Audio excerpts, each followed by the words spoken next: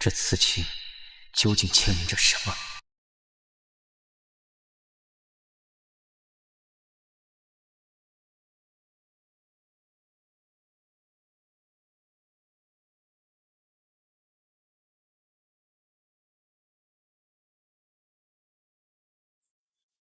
喂，秦明啊，这案子能破，多亏了你啊！没你的话，咱们还不知道要下猫还多久呢。客气了，分内事而已。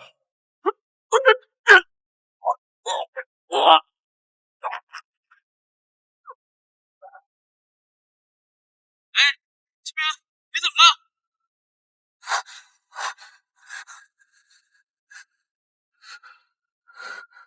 我不是已经死了吗？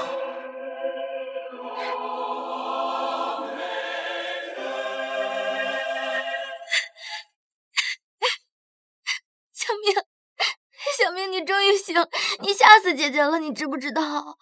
姐姐，这身体，小孩。昨夜，我国著名法医秦明于家中遇害，秦教授生前屡破奇案，他的离世是法医界的重大损失。所以，我是死了，还穿到了个小孩身上。小明，你怎么了啊？小明，你别吓姐姐，别吓姐姐！我现在叫医生。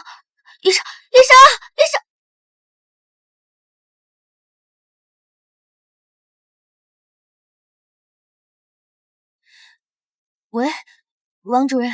今天你困不？还没给你算账，这都几点了？不想干就直说。对不起，王主任，我弟他刚出车祸，他一个人在医院，我实在不放心。我不管什么理由，限你1小时必须到岗。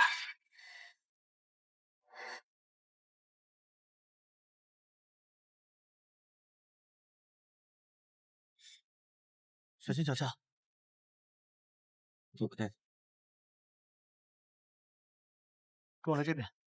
这边。是。保留证据。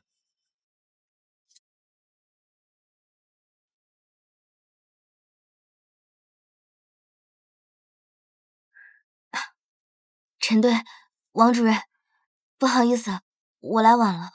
秦璐，这是案发现场，你当这是菜市场吗？怎么还带个孩子？主任，不好意思啊，我弟他刚出院，他实在没人照顾我才……那也不行，赶紧把他带走。算了，老王，让孩子站远点，别乱动东西就行。你赶紧帮大家忙不去？谢谢陈队，千万不要乱碰东西，知道吗？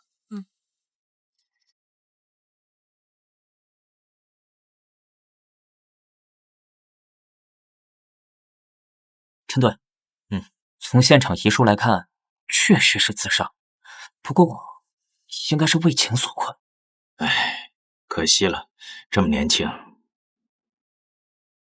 不对，谁说他一定是自杀的？谁说他一定是自杀的？秦璐，这是怎么回事啊？别让你弟弟在这添乱了。我没有添乱。好，那你告诉我，案发现场没有闯入痕迹，死者无外伤，桌上有遗书，初步体表特征符合一氧化碳中毒，这难道不是自杀吗？小朋友，你知道一氧化碳中毒是什么意思吗？小明，你别捣乱了。主任，他这刚出院，这脑子还不太清醒。你从事法医工作多久了？15年，怎么了？唉，15年法医，居然连这么基本特征都发现不了。建议你以后下结论还是慎重点了。你这……老王，别急。小朋友，你叫什么名字呀？今年几岁了？秦明，8岁。哦，既然和那位大法医同名，那你能不能告诉叔叔，你为什么觉得他不是自杀呢？你是不是看到了什么不一样的东西？其实线索始终就摆在你们所有人眼前，只是你们视而不见罢了。哎，不是陈队，难道你真的要听一个小孩子的瞎扯吗？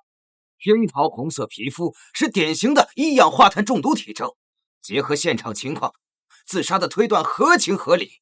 我们这么多专业人士的判断，难道还比不上一个小孩子的臆想吗？法医的第一要义就是为生者权，为死者言。武断的结论是冤案滋生的土壤。更何况，他已经亲口告诉我，他是被谋杀的。哎，你们大家都听听啊！这个小孩说，死者是亲口告诉他的。秦洛，你弟弟的脑子是不是撞坏了？赶紧带他离开，别让他在这妨碍公务。小明，你别胡闹，跟我出去走。等一下，老王，为生者权，为死者言是我们的天职。或许这孩子真的发现了我们都忽略的东西。喂，陈队，你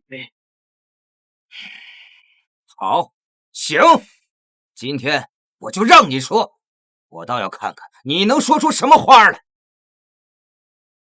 小秦明，你说说看，他告诉你什么了？他说，这里的一切都是被精心布置成自杀的样子，但真相是，他是被冻死的。冻死？冻死？小子，你知不知道现在是什么季节啊？来，你告诉我，在这种温度下，他是怎么把自己冻死在家里的呀？还尸体会说话？你让他说话呀！你现在让他坐起来，告诉我们这到底是怎么回事？这个简单，我教你。小杜，在呢，主人。请给他们描述一下一氧化碳中毒的死亡与低温冻死在皮肤颜色上的区别。胡闹！靠一个电话手表就能判案？哼！我知道你很急，但是你先别急，先听听小杜怎么说。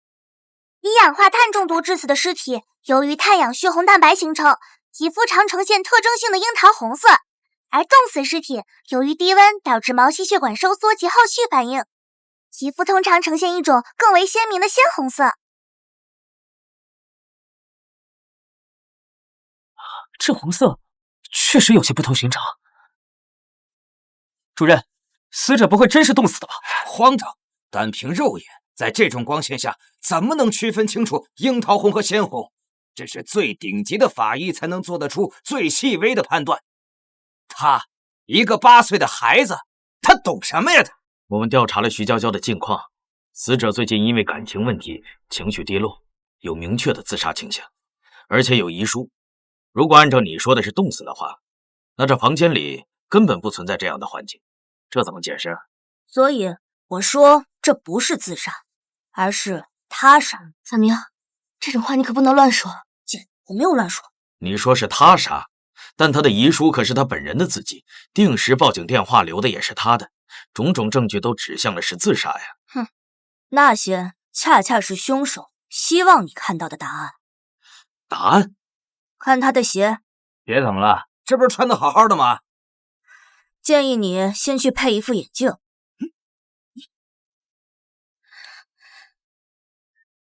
这鞋左右穿反了。穿反了又怎么呀？一个想要自杀的人，在精神恍惚下穿错鞋很正常。那么，他手腕内侧的约束伤也不稀奇吗？那他可能是死者生前有自残行为，那是伤口未愈。自残伤口多为切割或划伤，创面开放，而这是典型的约束性擦伤，由粗糙绳索捆绑造成。你15年的经验，难道分辨不出？好，就算你分不清，那你知道反常脱衣现象吗？人在濒临冻死的时候，血液涌向四肢，会出现虚假的灼热感，从而下意识地脱掉衣物，这是冻死尸体常见的方法之一。可是他呢，又没有脱衣服。等等，难道是？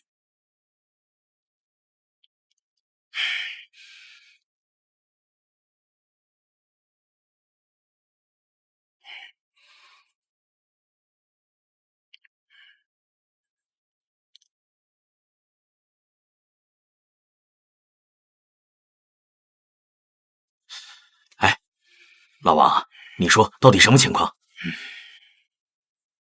如果这个小秦明推测成立的话，那么整个事情的过程就应该是死者被置于极低温环境中濒临冻死，就出现了反常脱衣行为。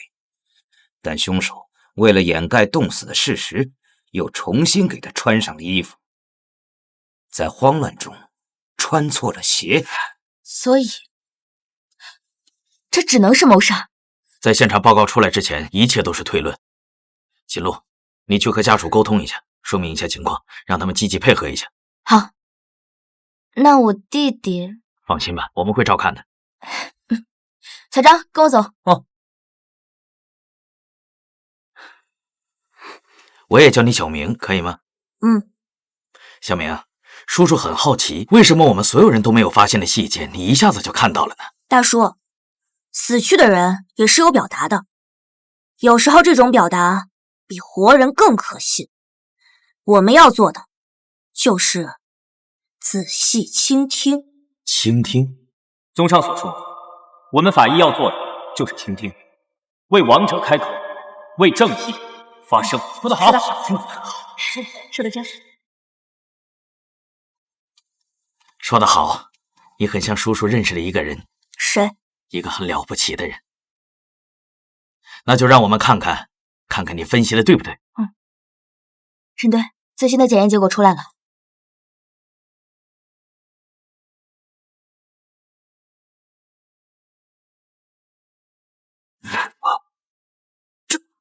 这怎么可能？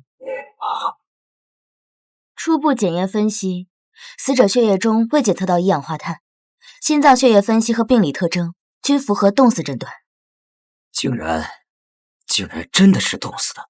现代的自然环境下，能达到冻死人的程度，至少要低于-20度的持续低温，要么是野外的极端环境，要么大型冷冻设施。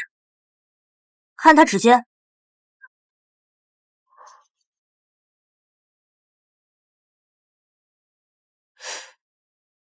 这些撕裂上有红斑，这很可能是他在密闭的空间中求生时剧烈挣扎，爪挠坚硬内壁造成。凶手在他死亡后才将尸体转移至此，精心布置成自杀假象。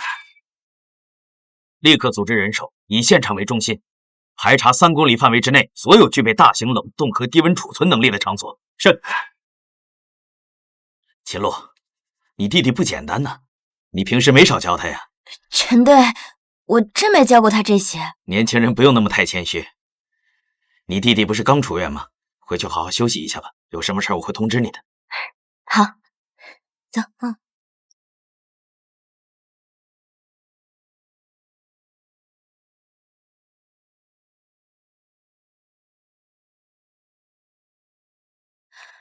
看什么呢你？这眼睛都快贴屏幕上了。姐，昨天的案子怎么样了？人抓到了吗？锁定了一个犯罪嫌疑人，有动机，也有作案条件。不过这些都不是你个小孩子该操心的事儿。我去给你切点水果啊。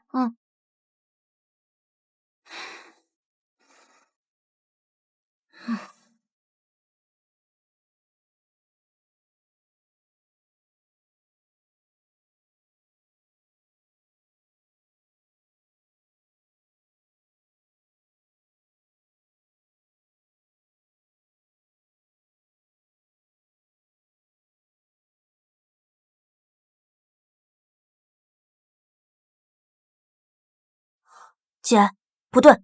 什么不对啊？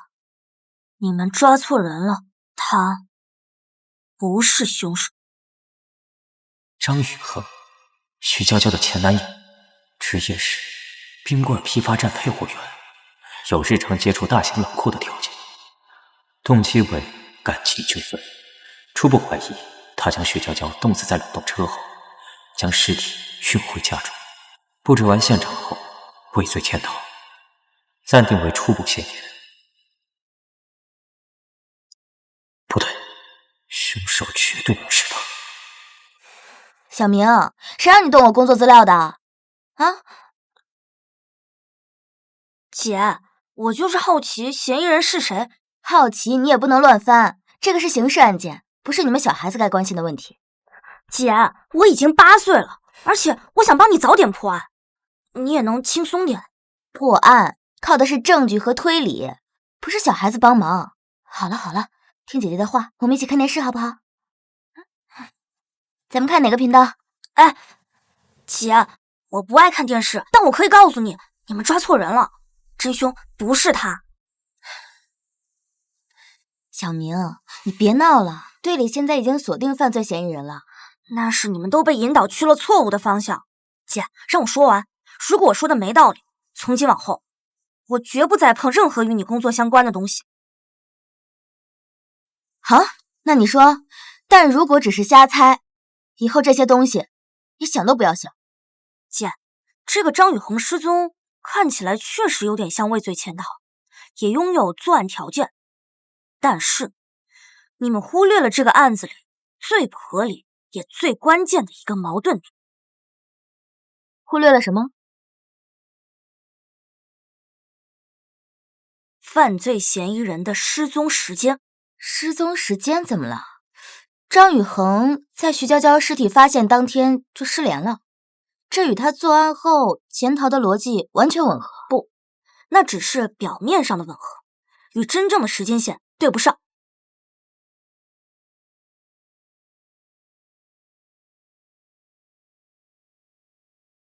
今天下午，我以核实配送信息为由，联系了他负责的配送点。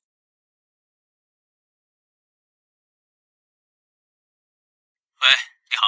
你好，我是冰棍厂的，来核实一下最近的配送情况。请问张雨恒师傅，这周有按时给您这边送货吗？张雨恒，他都好几天没见人影了。我说你们厂里到底怎么回事啊？其中站点的负责人证实，张雨恒至少已经好几天没有正常送货了，也就是说，他的失踪时间早于徐娇娇的推定死亡时间。那你的意思是，在徐娇娇遇害之前，张雨恒就已经失踪了？没错，姐，你们找到了张雨恒的冷冻车，还在车内发现了徐娇娇的皮肤组织，对吧？对，就是因为这个，我们就锁定了张雨恒为犯罪嫌疑人。可是姐，你不觉得很奇怪吗？奇怪什么？奇怪在你们只发现了徐娇娇的皮肤组织，除此之外什么都没发现。有可能是凶手处理过车内，所以凶手特意处理过的车内，为什么偏偏留下最明显的线索？姐，我怀疑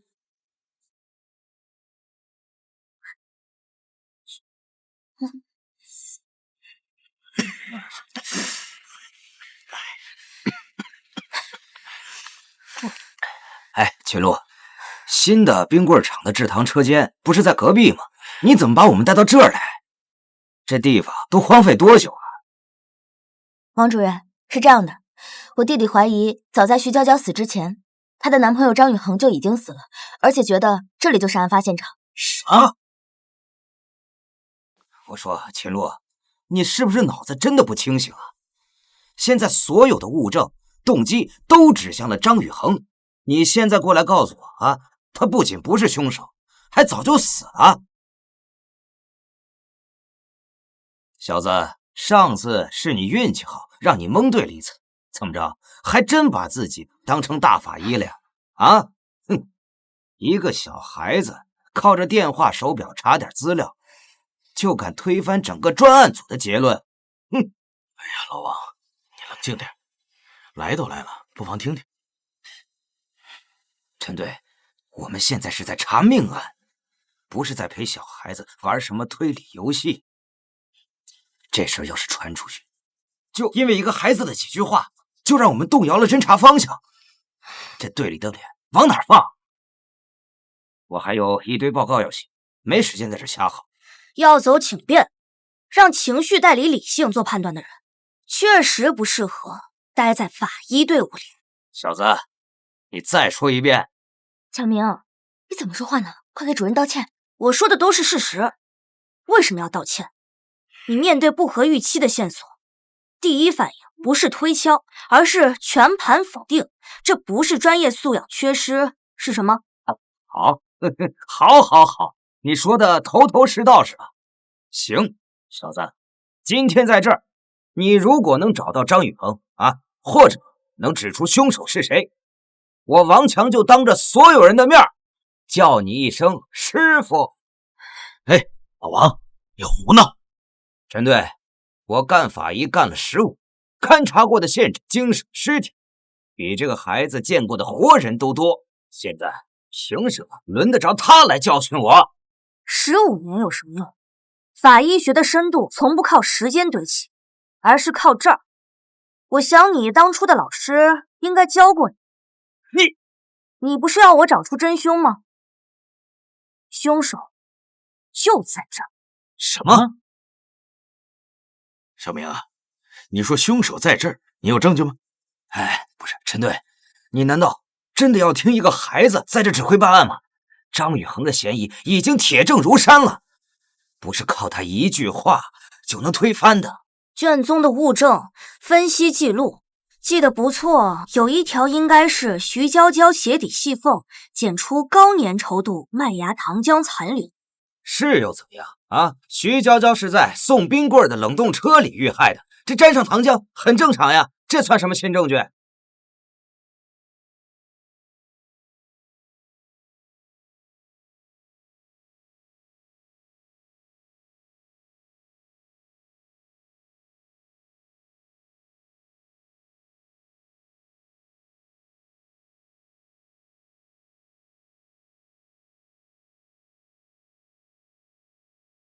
可我调查发现，全市还在用这种麦芽糖浆做产品的，只剩下这家冰棍厂。那你的意思是，徐娇娇死之前很有可能来过这儿？哎，就算他来过这儿啊，也只会去新的制糖车间，对吧？啊，他怎么会来这么一个废弃的厂房呢？好，就算他也来过这儿，那也没有直接的证据能够证明张宇恒就不是凶手吧？有，如果张宇恒是凶手，他作案后最合理的逃逸工具就是他自己的冷链车。可是他却没有开车逃逸，而是把冷链车停在最显眼的地方，就好像是故意让你们找到的一样。另外，这2天你们翻遍了所有监控交通，都没有他的出行记录，一个大活人人间蒸发了，这不奇怪吗？那有什么奇怪的呀？他很有可能是选择我们现在还没有发现的交通工具逃走了。他逃不了，因为早在徐娇娇死前3天，他就已经死了。小子，我刚才说了，办案要讲究实际证据，不是靠你这一张嘴说说就行的。证据是吗？这走吧，干啥呀？你在这听说？哎，能找到证据？这地方可是工厂是这浪的几个。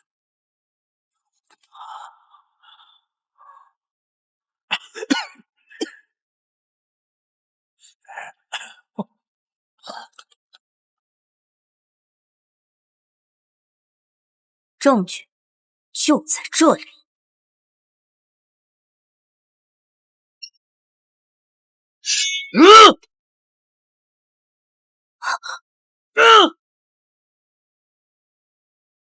证据就在这里。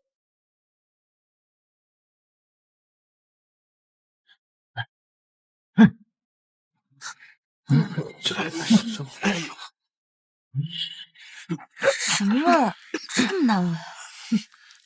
这味道！哎，臭小子，这就是你说的证据啊？啊，人呢？凶手呢？你看看这除了这一堆破烂还有什么？我早就跟你说过，这个小子他什么都不懂，这纯粹是在浪费警力，耽误破案的黄金时间。还有你，秦洛，带着无关人员在这瞎搅和，干扰了破案的方向。回去之后立刻给我写检查。是主任。小明，你可把我害惨了。姐，你信我错不了。哎，味道就是从这桶底散发出。哎，我跟你说话呢。你，老王，稍安勿躁，先看看再说。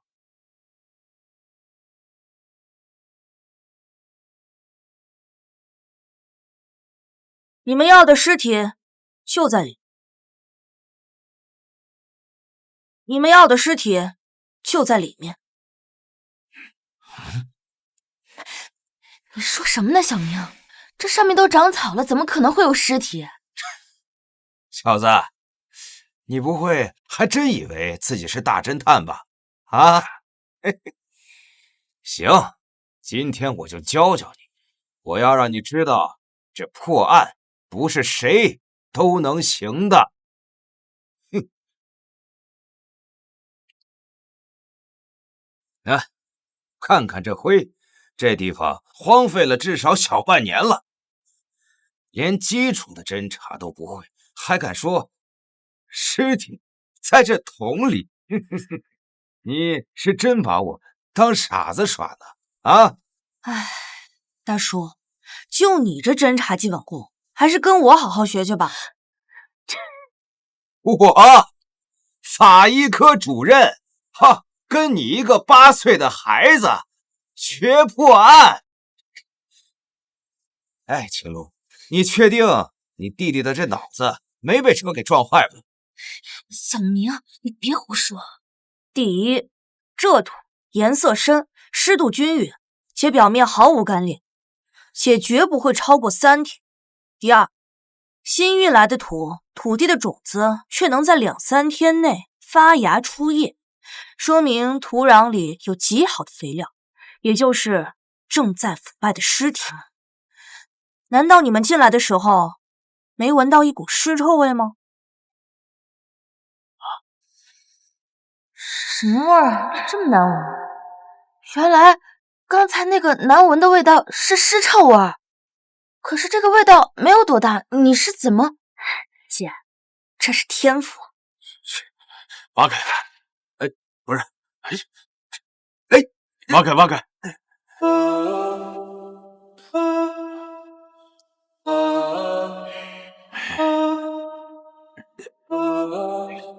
你说，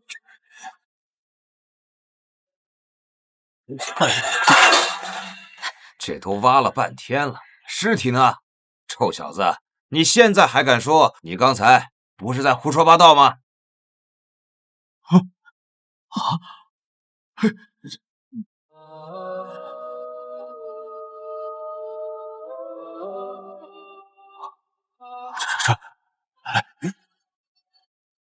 报告主任，发现尸体了。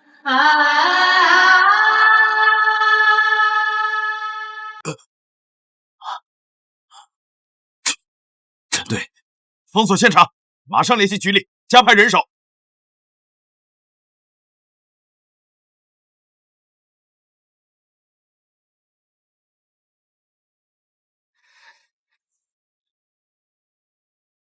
王主任，死者身份确认了，就是失踪的嫌疑人张宇恒，死亡时间大约为前天晚上9点至10点之间。死者后脑枕部有单处挫裂伤，深达颅骨，还伴有明显的凹陷性骨折，初步判定为是被钝器猛力击打所致，损伤程度足以达到快速死亡。也就是说，凶手拿重物在后背致其死亡，然后捆绑、遗失、掩埋至此。从现有迹象看，是的，凶器大约是锤子、铁锹等钝物。姐，陈叔，你们错了。错了？哪里错了？错在死者的死因不是后脑伤，而是被活埋窒息而死。小明，你说什么啊？活活憋死的？陈队，你看，这小子越说越玄乎了。哎呀，小子，我今天就再教教你。典型的窒息死亡有3大肉眼可见的特征：一，脸会憋得发紫；二，眼白处会有出血点；三，指甲会明显变紫。这是法医学的基础。可是你看看他，面色苍白，没有紫钱，眼白处也没有出血点。你这个被活埋的定论简直是天方夜谭。小明，王主任说的对，确实这些都不符合。姐，你信了？大叔，你说的典型窒息是指掐脖子、捂压口鼻导致的机械性窒息，对吧？是又怎么样？窒息就是窒息，有区别吗？区别很大。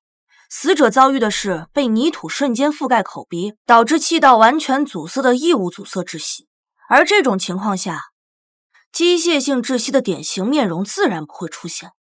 大叔，这可是法医学中异物阻塞窒息和机械性窒息的鉴别要点之一，这你不会不知道吧？你少说这些虚的。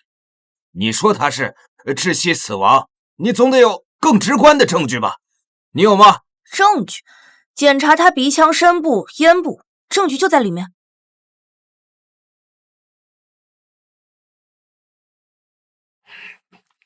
查！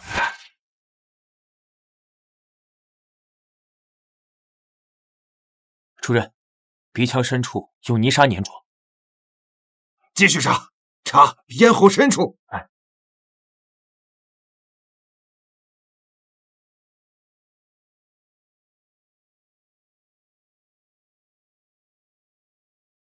主任，咽喉部深处发现大量泥土团块，还真有泥。这说明什么呀？说明人被埋时肺还在呼吸，只有活人才能把土吸进这么深的地方。大叔，你现在还坚持脑后是致死伤吗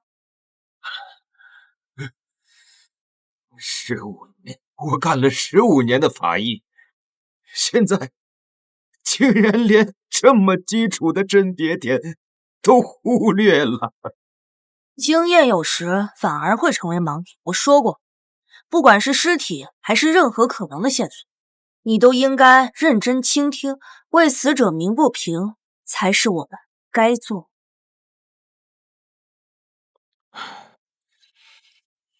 没错，你说的对，我确实太武断了。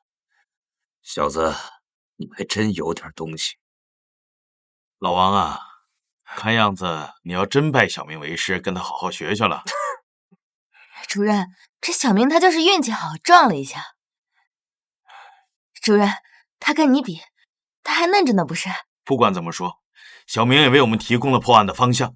根据两起案情的分析，凶手是一个反侦查能力极强的人，而且对该厂房极其的熟悉。所有人听着，搜查该厂房及其周边区域，寻找符合特征的钝器，同时排查近期与张宇恒发生矛盾冲突的人，以及该厂之前的所有员工。是。秦璐，你带着尸体回警局进行解剖。小明啊，你已经为我们提供了至关重要的线索。现在你跟姐姐回家好好休息休息，后面的事情有我们呢。好的，陈队。小明，我们走。等等。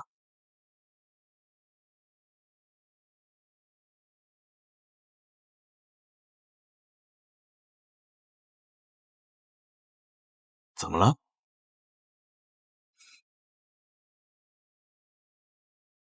凶手刚刚就在现场。小明，你这话分量可不轻啊！你是有什么线索了吗？你看这烟，对嘴湿润，烟头还冒着火星，而且还带有轻微醇液，说明刚熄灭不久。这一根烟头能代表什么？不对，从我们进来到现在，现场没人抽过烟。大叔，你之前抽的烟也不是这个牌子吧？我抽的是……哎，不对，你怎么知道我抽过烟？我刚刚是在外面抽的。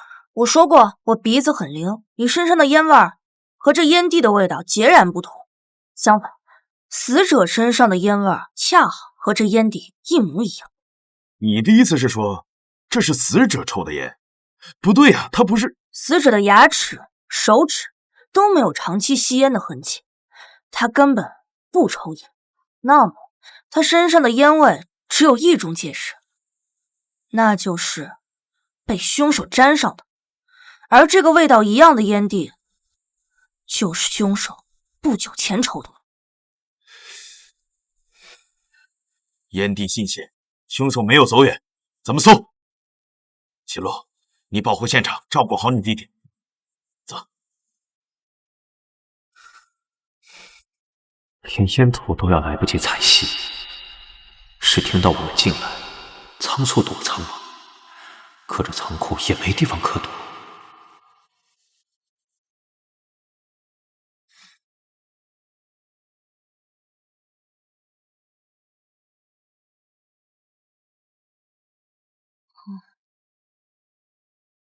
原来如此，姐，来。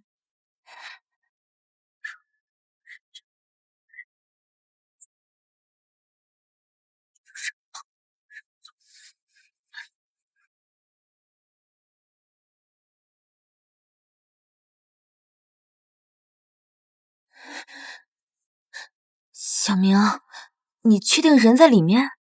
姐，这半边脚印错不了。看好了。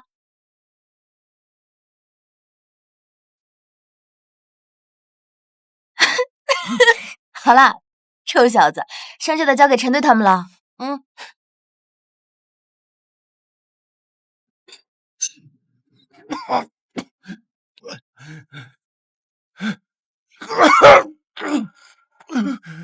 哎呦，哪儿冒出来的小孩啊？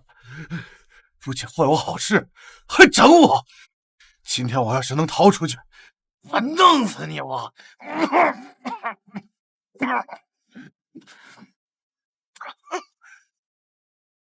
不行，老实点，坐下。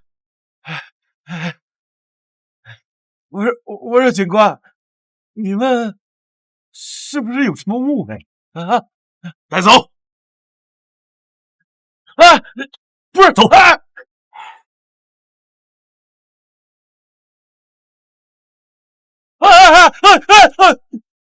看清楚，你认识吗？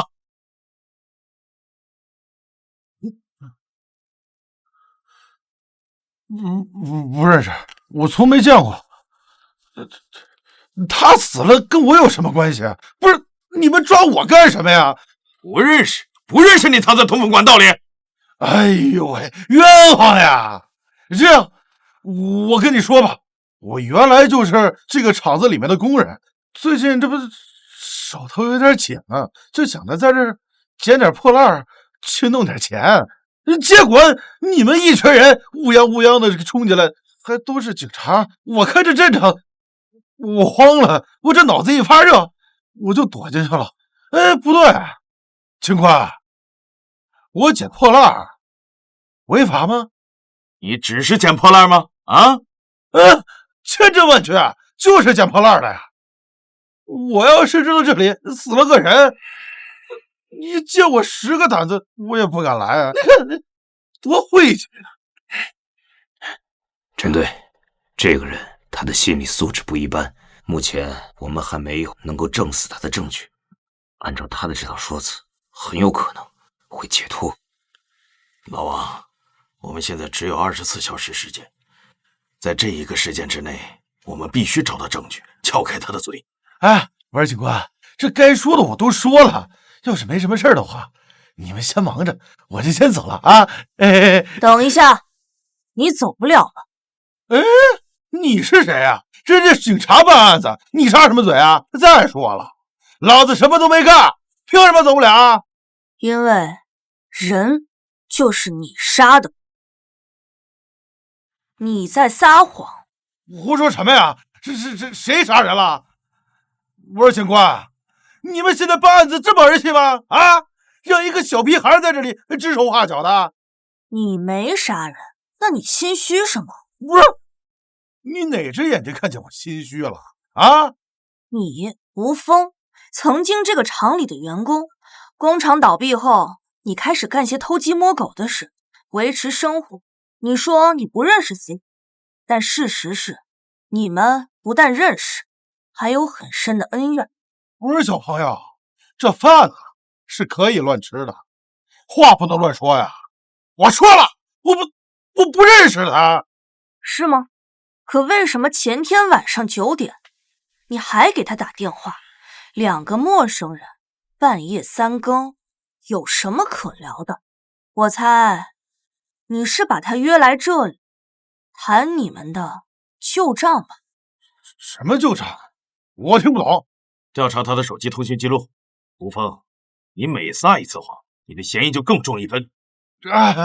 不是警官，我想起来了，我确实认识他，他是我以前的同事，不过就是点头之交。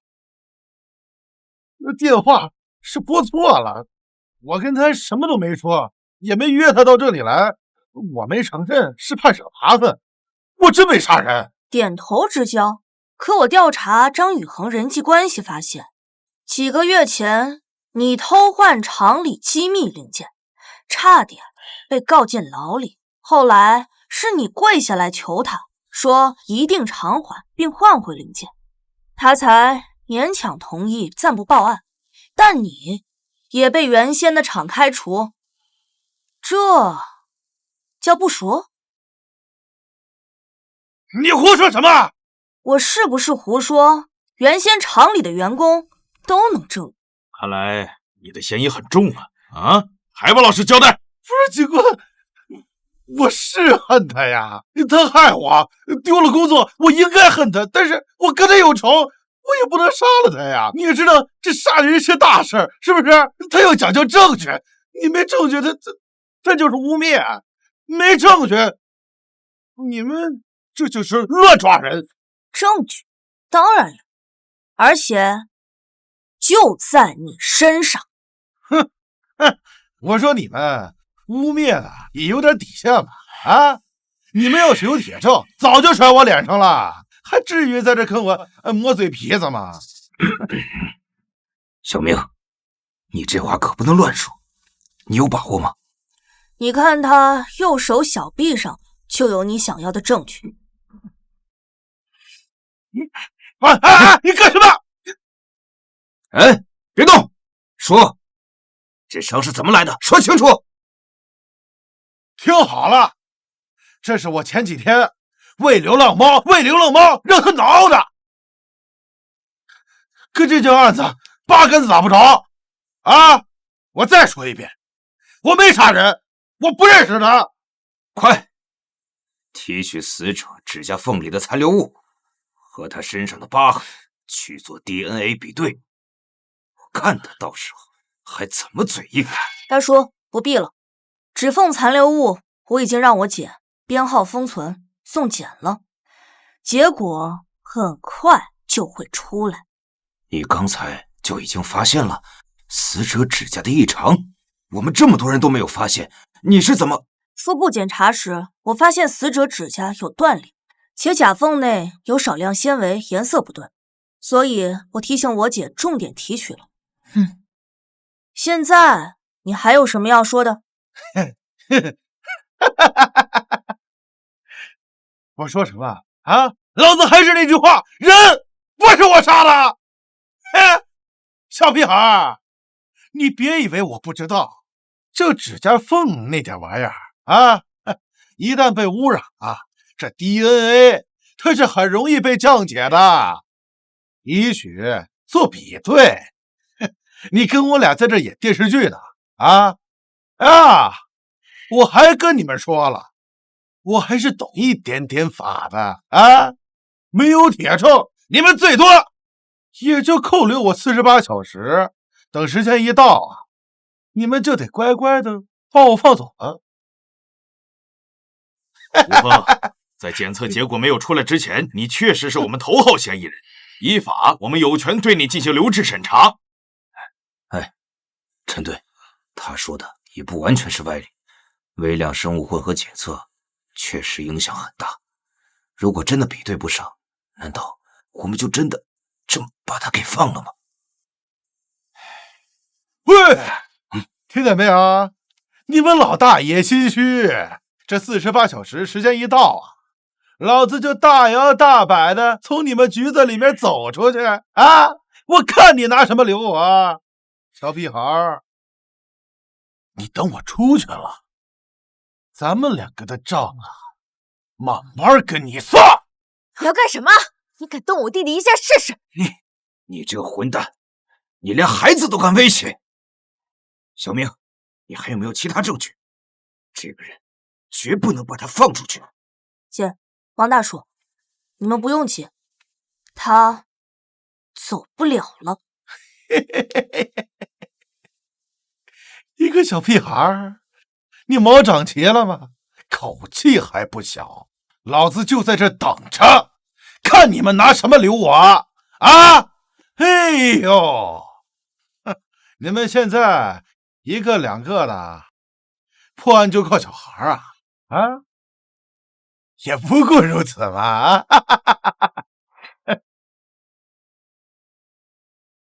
小明，你要做什么？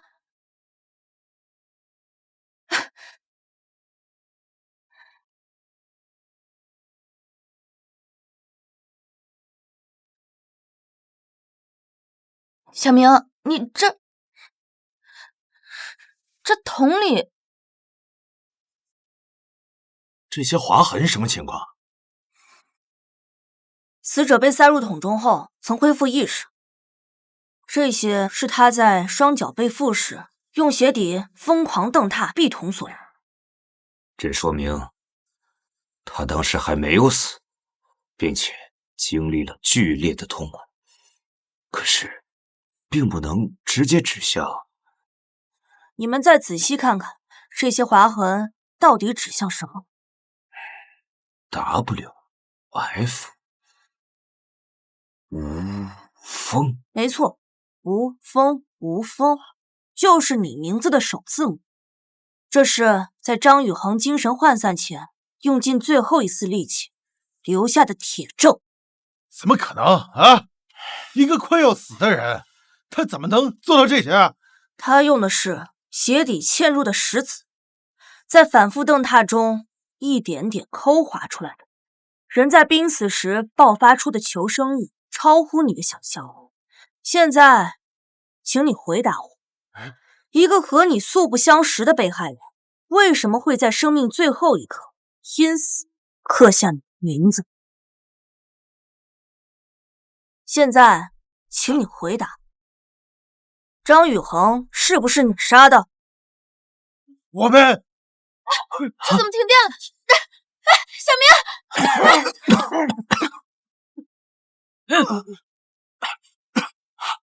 站住！站住！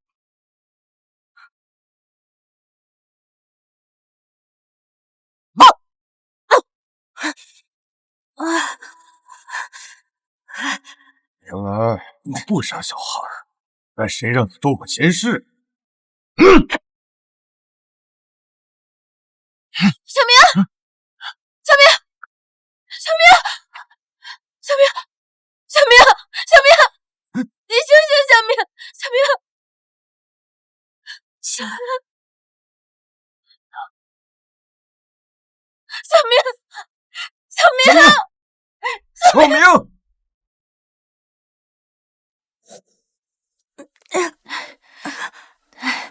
你这怎么还起来了呢？来，靠着。医生说了，你这是轻微脑震荡，需要住院观察。姐，我没事儿。吴峰抓到没？还有袭击我的人，他是左撇子，左手小臂有条疤。工厂附近的监控都报废了，人还没有找到。哎，行了，不说这些不高兴的事儿。看，姐给你挑个最大最大的草莓。这个啊，大点口啊。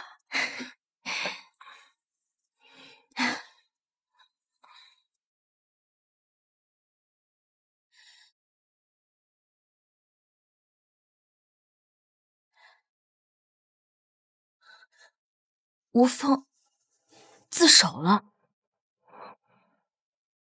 主任，这什么情况啊？不清楚，先看看再说。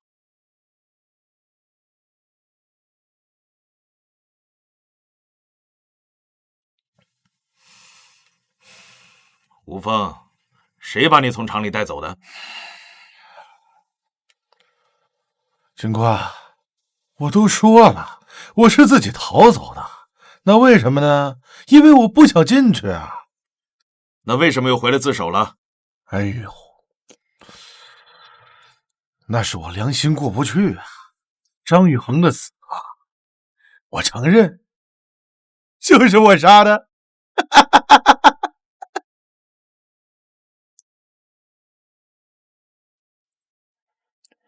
没想到，老子计划了这么久，最后折在你个毛头小子身上。吴峰，交代你的作案过程，从头开始给我说清楚。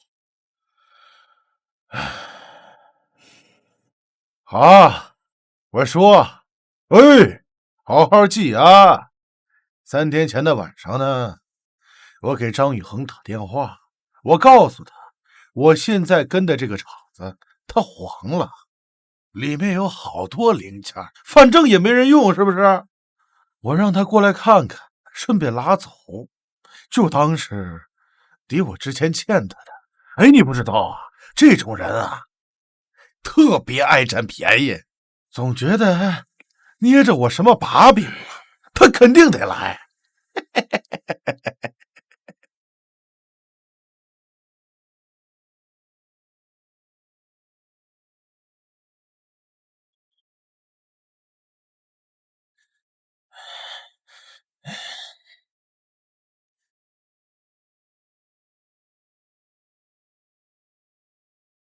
啊！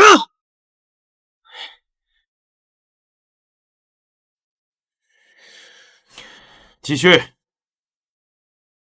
我以为他死了，我想把他拖到桶边，想给他塞进去。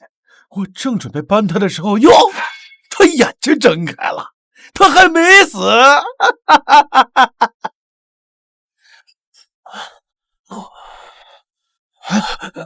救救我！救救我！救救我！救命啊！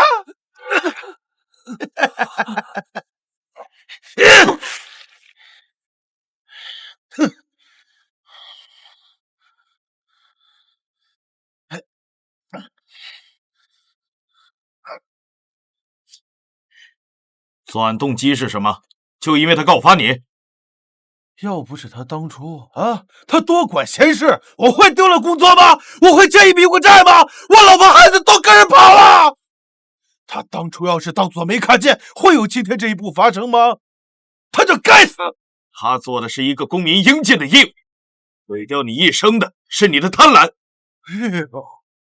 大道理谁都会讲，可现如今的世道，我告诉你，好人没有好报。我知道的是，好人他命长不了。要不是你个小孩搅局，你们警察在调查的时候，我早就在外面逍遥了。那徐娇娇呢？她也该死吗？谁？什么徐娇娇、李娇娇？我不认识。吴峰，到了这一步你还装？徐娇娇是张宇航的前女友，昨天被发现死在家中，现场被人精心设计成自杀，这是不是你干的？拍什么拍啊？手不疼啊？你也知道啊，张宇恒这事儿我认了，可徐娇娇我压根我就不认识。你们做警察的，你知道我杀一个人是杀，我杀2个人，他不还是杀吗？我差那一个吗？不认识？那他的鞋底怎么沾了你们厂在停产之前才有的麦芽糖？我该知道啊，我们那个厂荒了这么多年，那些野猫野狗都能进去。警官，他办案是要讲证据的，你要没证据，不能乱说，我可以告你的。杀人了还这么猖狂！吴峰，张宇恒的死就是串联一切的证据。你杀了他以后，用他的手机骗出了徐娇娇，在杀死徐娇娇之后，又精心设计了案发现场，这逻辑链条清清楚楚。好一个逻辑清楚啊！可千万别忘了，在法庭上，法官看的是逻辑吗？看的是证据。你亲眼看到我杀徐娇娇了吗？你要是没有直接的物证把我跟他联系在一起，你就别废话。混蛋！怎么想打我呀？来，朝着打，来打了，正好让大伙看看你们这群警察是怎么执法的，怎么不打了？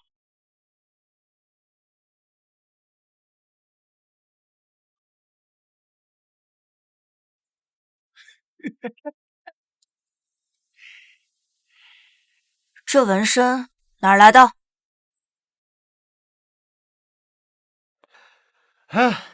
年轻那会儿混社会的时候纹的。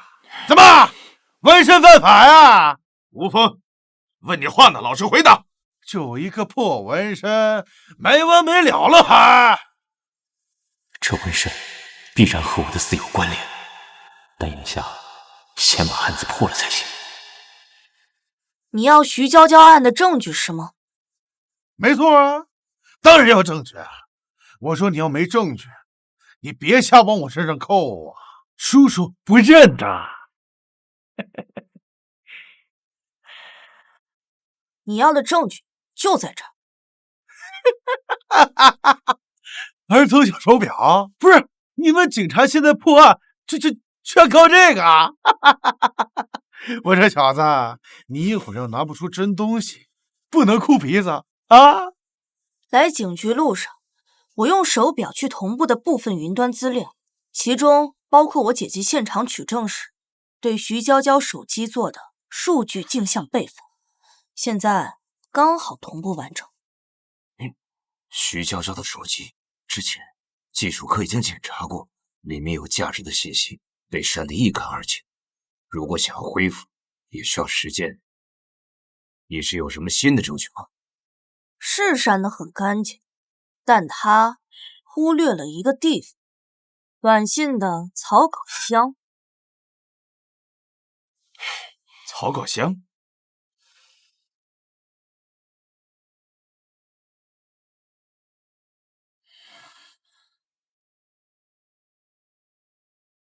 看内容，我是徐娇娇，我被骗到了西郊老兵工厂，有人要杀我，他把我关进了冷冻车厢。如果我没能出去，凶手左手虎口有 K 字母纹身，一定要抓到他。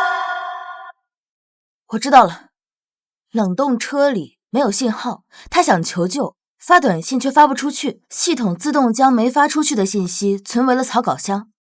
凶手在查阅手机的时候，只删除了已发送和收件箱，却没有想到还有草稿箱。马上核查徐娇娇的手机数据，重点确认草稿箱那条短信的真实性和创建时间。快！是。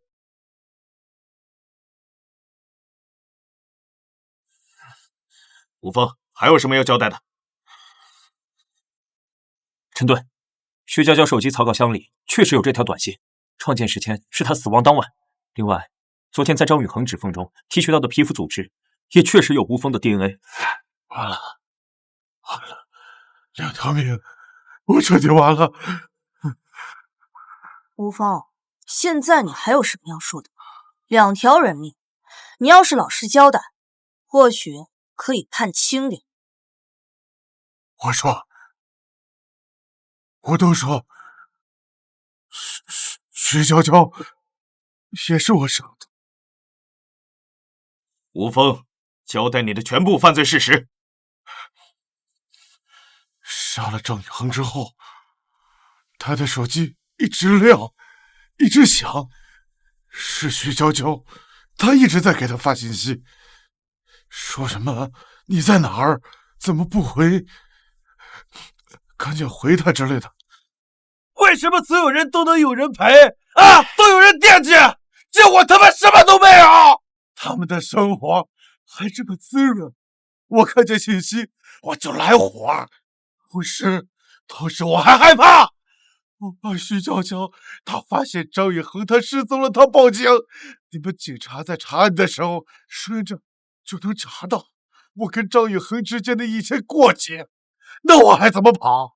我就想，我一不做，我二不休，我拿张宇恒的手机，我给徐娇娇发短信，我就说我在送货的时候我被撞了，我腿动不了了，我在西郊老厂这边让他过来搭把手。这傻女人，她还真信了，她还真来了。然后呢？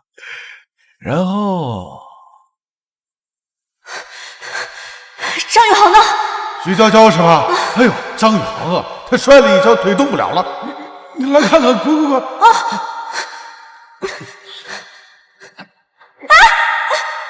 你干什么呀？后来我发现他不动了，我把他搬出来，我用张宇航的车把他运到家里，然后在家里，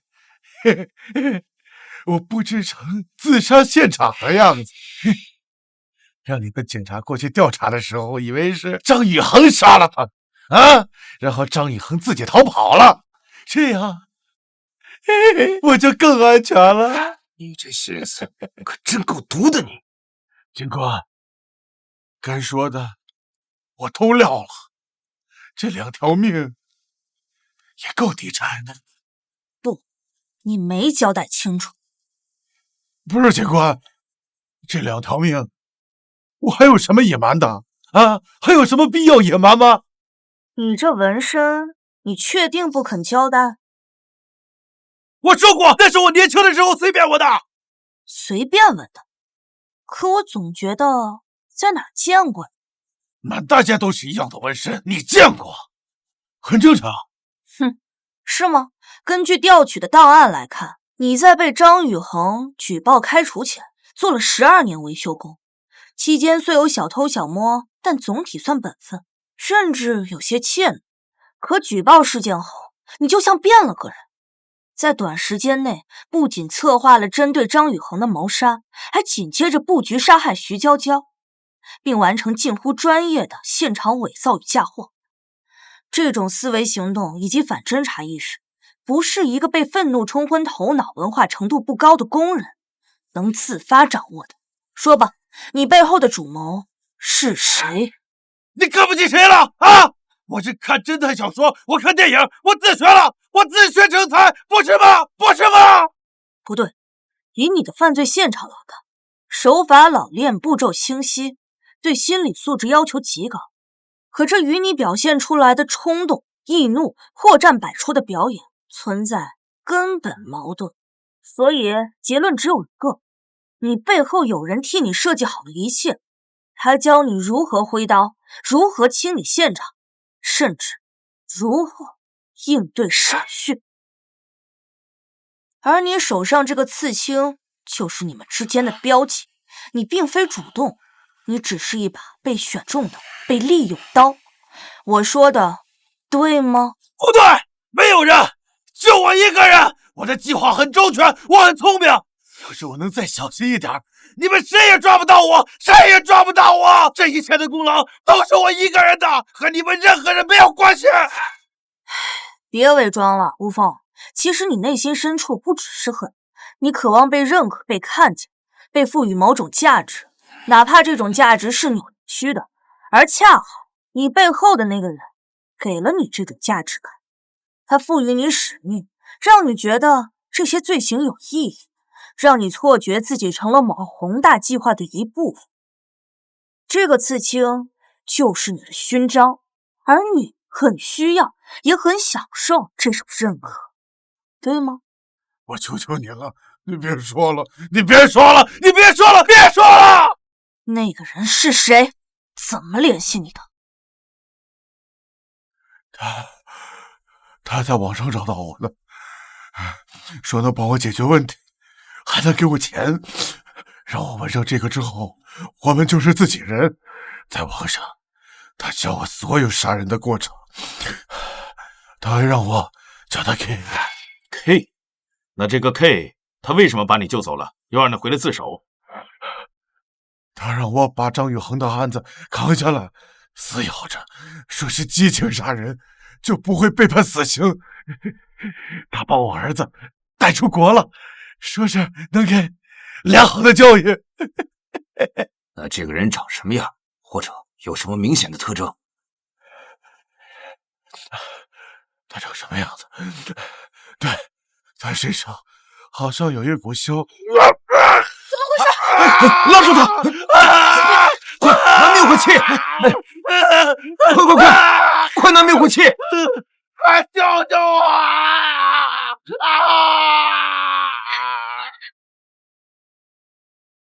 快灭火器！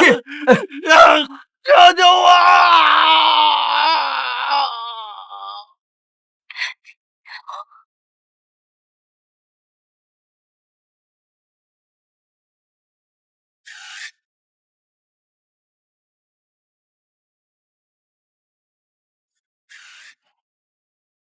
这好好的怎么就着火了呢？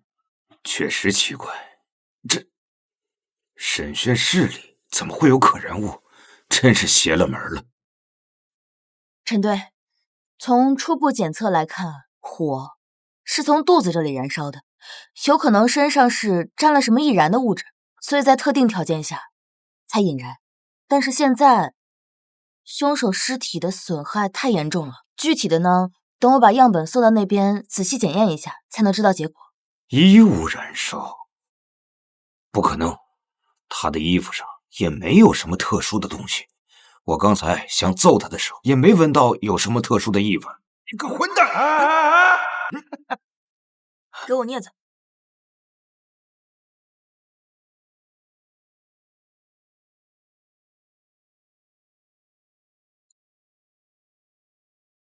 是白磷。白磷？怎么可能是白磷？白磷要是沾到衣服上，根本走不到这里。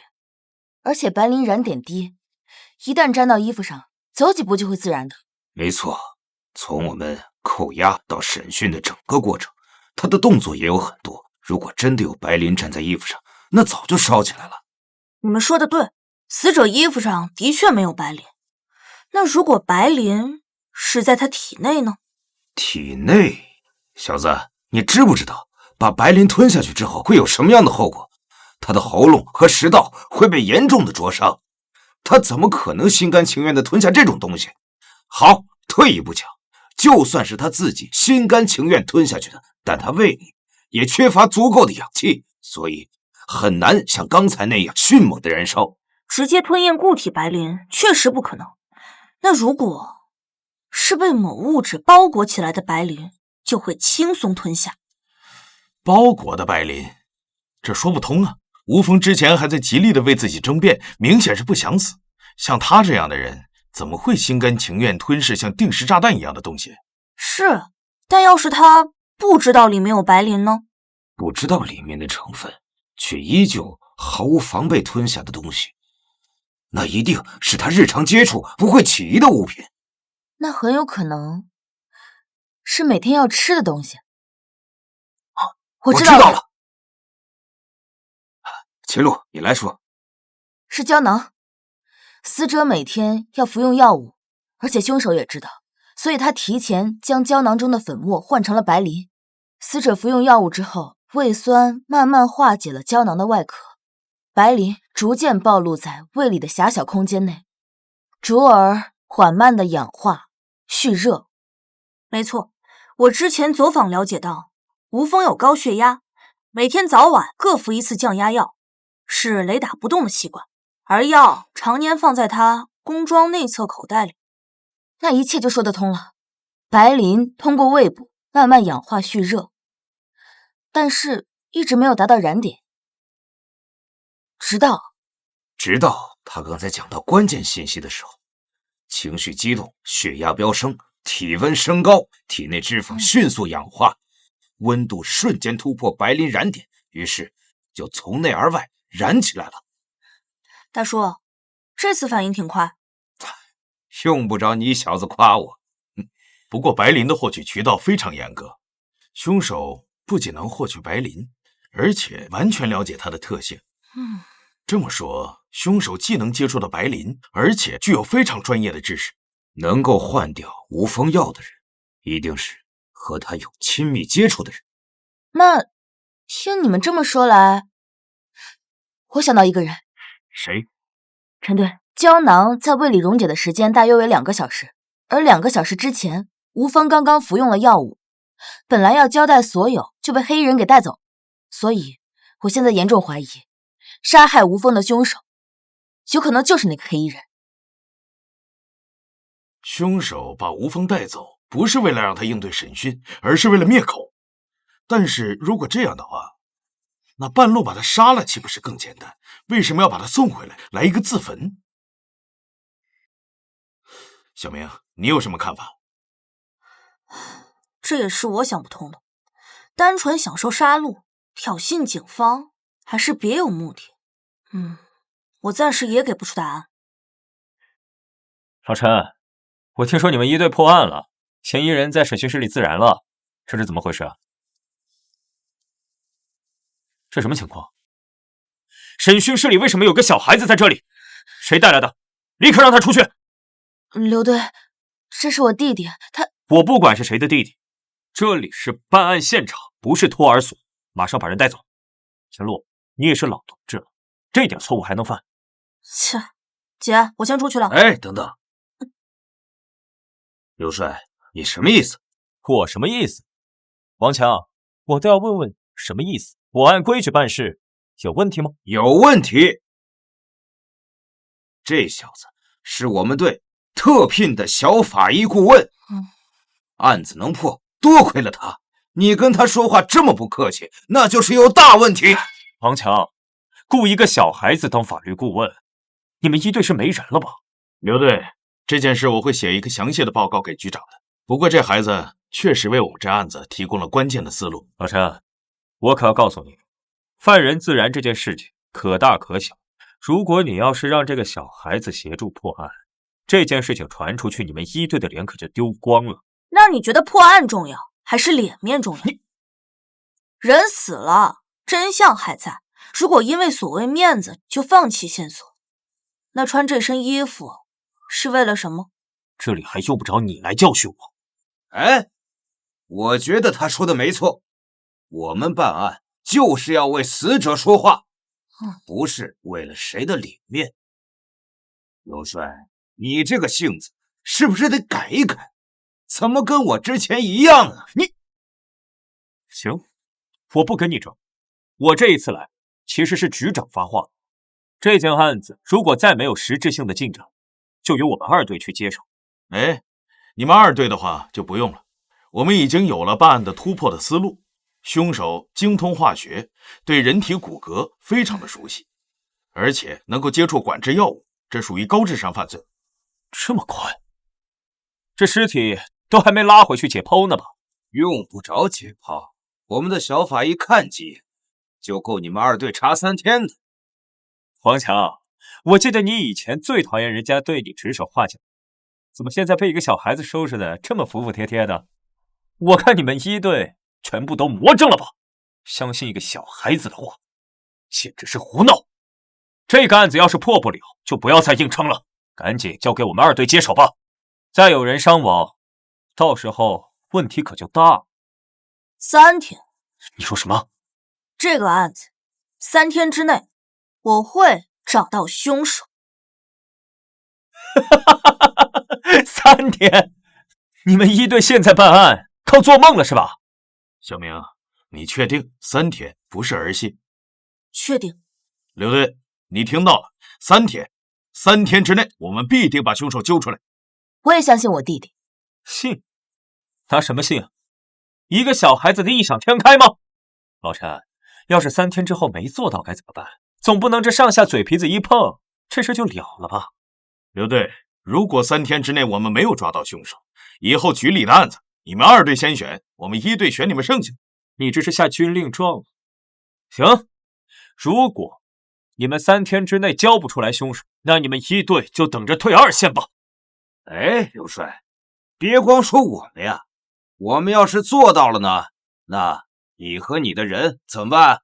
行，要是你们一队真能靠这个小孩子3天之内抓到凶手，我们二队以后在局子里见到你们一队的人，低头绕着走，行吗？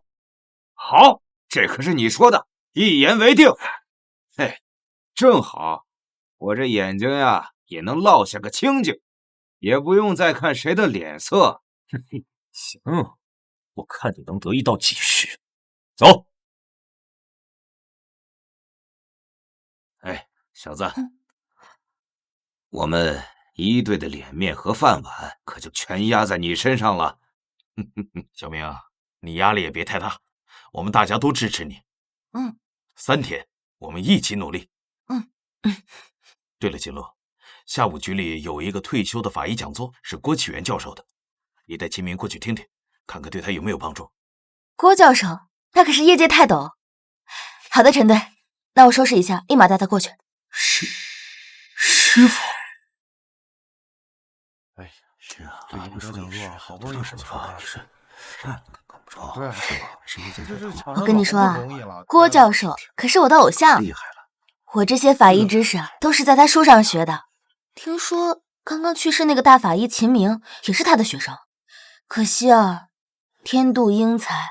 天妒英才吗？可我是被谋杀的，凶手如今没抓到，是我辜负了师父的栽培。来了！我跟你说，郭教授呢，他不仅学术权威，而且侦破了很多轰动全球的大案，可以说呢是拯救了无数的家庭和生命，也算是在我法医路上的引路人。的确，老师当初也是我的引路人。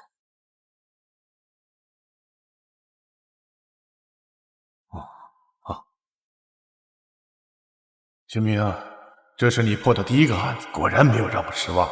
老师，我会努力的，我以后一定要成为像您一样的人，修身正德，博学明鉴。可我还没等到让他骄傲的那一天，就不明不白的死了。啊？你说什么呢？什么你的引路人？没什么，就是听了你的话，想到些往事。你个小屁孩，哪来的往事啊？人小鬼大。而法医手中的这个刀，不是为了切割尸体，是为了切开迷雾。每一道伤痕都是死者最后的证词。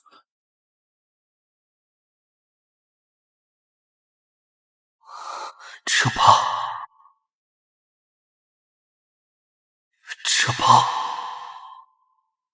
不可能，绝对是巧合。老师那样的人，怎么可能是凶手？好了，今天的报告就到这里，谢谢大家啊。走，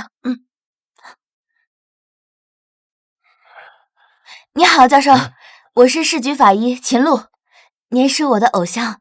秦璐啊，我听过，你们陈队提起过，说你们队里边有一个非常拼的年轻法医。真的吗？其实我入行就是受了您的影响，您拯救生命的过程让我为之动容，所以我发誓一定要成为像您一样的人。很高兴我的事迹能激发年轻人对法医事业的兴趣。你们在一线工作辛苦了。不辛苦。那个教授，方便加您一个联系方式吗？以后有专业的问题，我也想请教您。当然可以了。年轻人谦虚好学是个好事儿，我从来不怕麻烦。还能再请您签个名吗？您看方便吗？没问题。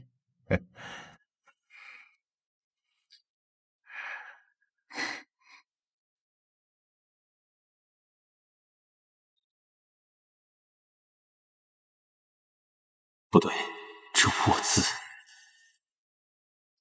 握笔的姿势、发力的角度和凶手握刀的姿势完全一样，而且两人都是左撇子。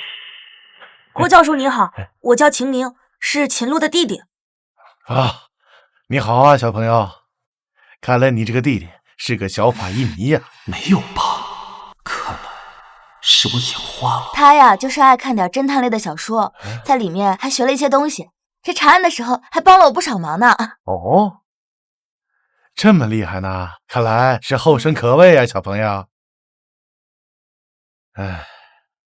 我有一个徒弟，也叫秦明，是一个非常优秀、有天赋的人。只是可惜呀，小朋友，希望你长大之后一直坚持这份热爱，为法医事业做出贡献。老师，对不起，我会继续走下去，把您的衣钵传承下去。我一定会的。好，有魄力。时间不早了，我该走了。好，教授再见。小明，快点跟教授说再见。郭教授再见。再见。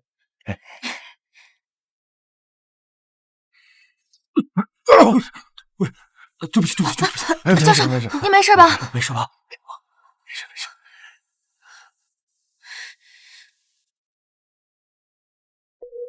没事。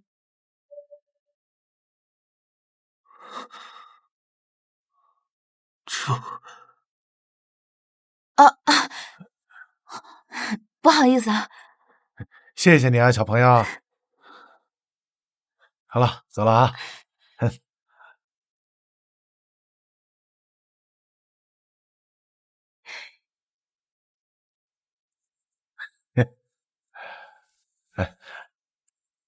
不可能的，师傅左手没把，左撇子也是很久以前就有的习惯。师傅一身光明磊落，我怎么能把他和凶手联想在一起？想什么呢？从听完讲座回来就魂不守舍的。没什么，可能就是有点累。真的假的？你可别有事瞒着我啊！真的。行吧，这些天呢也辛苦你了。哎，这样吧，姐出去给你买点好菜，好好犒劳犒劳你。刚好一会儿陈队和王主任要过来讨论一下案子的新线索，刚好留他们一起晚上吃个饭。好，少看点事。走啦。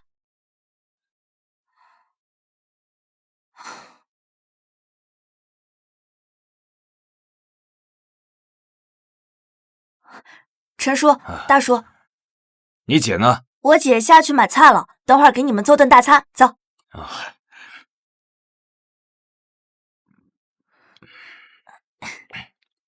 小明，按照你之前提出的方向，我们筛查了所有的关联人员，其中有一个人的嫌疑比较大。你看看，重点嫌疑人连俊，42岁，化学老师，有非法制毒前科。看守所记录显示，他和吴峰有过交集，两人近期通话频繁，走访也证实，他们私下见过好几次面。哎，小子，怎么样？凶手是不是他？不是他。为什么不是他？这个人既有专业知识，又有条件能够接触到学校实验室的化学物品，他还有犯罪前科，而且还和吴峰有明确的交集，这条件还不够完美吗？小明，说说你的判断依据。很简单，看犯罪风格。你说什么？犯罪风格？简单来讲，就是犯罪心理画像不一致。嫌疑人连俊之前的罪行是非法制毒、贩毒，而这类罪行是牟利和盈利，追求的是在暗处完成交易，隐藏式犯罪。但 K 他的风格完全相反。K 的话，好像是在展示他对生命绝对的控制力，对警方的嘲弄。没错，这是一种带有强烈表现欲和掌控欲的犯罪，而这种表现和嫌疑人功利的犯罪心理画像来看，根本是两条路。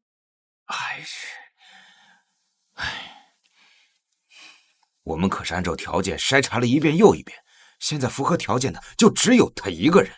如果连他也被排除了，那我们再想找到凶手，就真的成大海捞针了。现在还剩下1天时间，难道我们一队以后就只能接2队剩下的案子，就这么当缩头乌龟吗？老王，冷静点。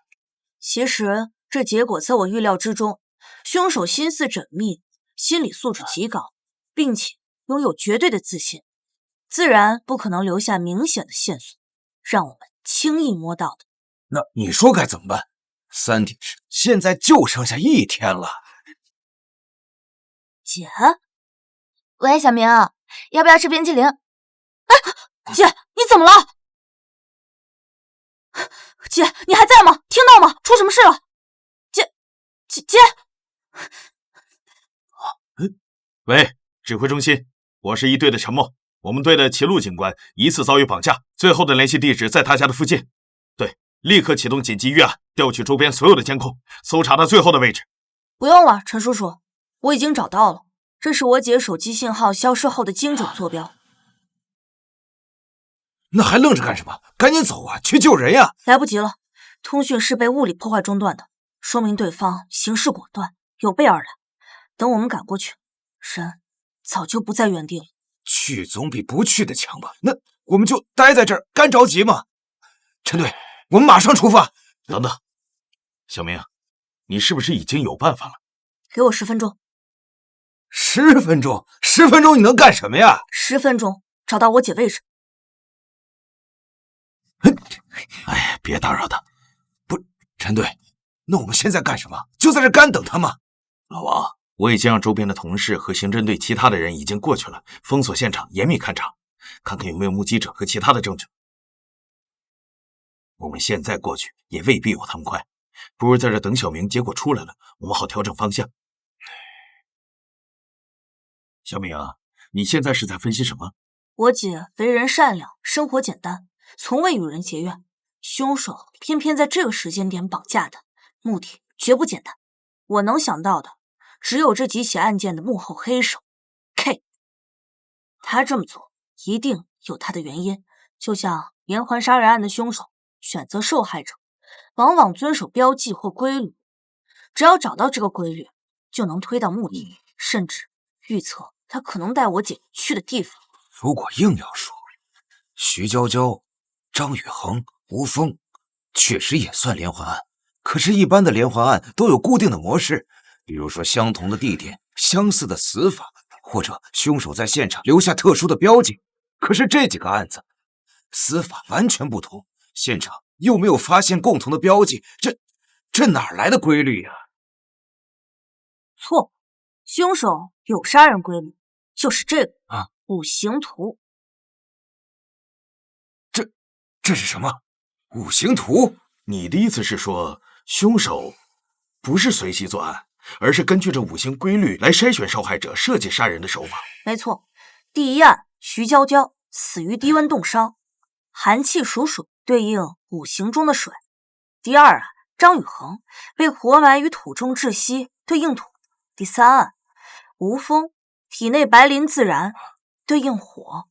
凶手每次将现场伪装成另一种死因，根本目的就是为了掩盖这个核心规律，混淆警方视线。他不是为了杀人而杀人，他是在用金、木、水、火、土这五行完成某种仪式。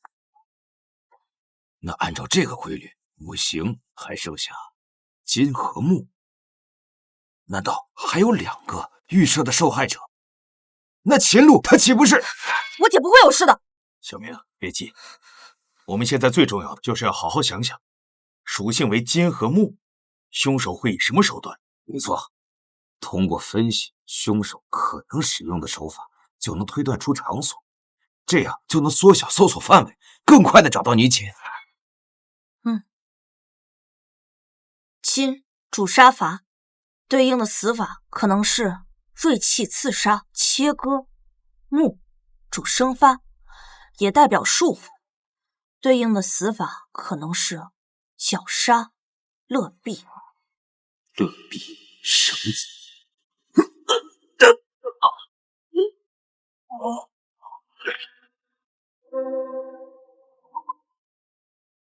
绳子代表木，所以我从一开始就入局，对应五行中的木。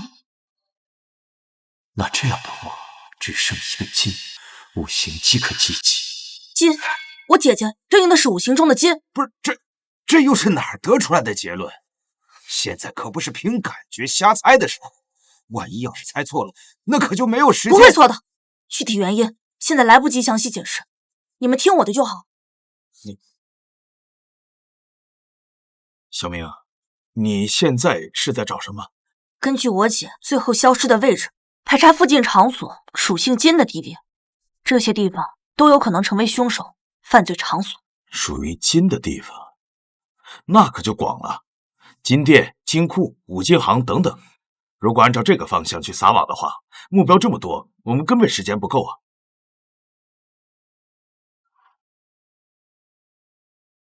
喂？